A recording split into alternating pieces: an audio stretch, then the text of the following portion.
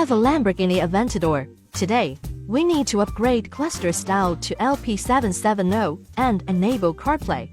This is the cluster and head unit before the job.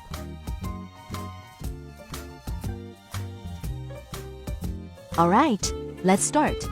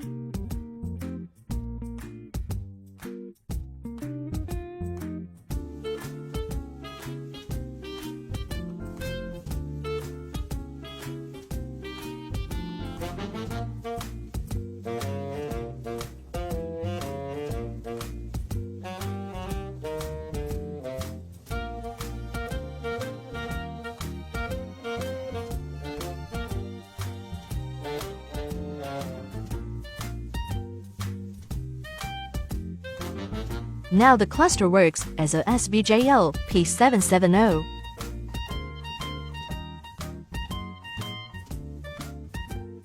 And CarPlay is also working on the head unit. Job done.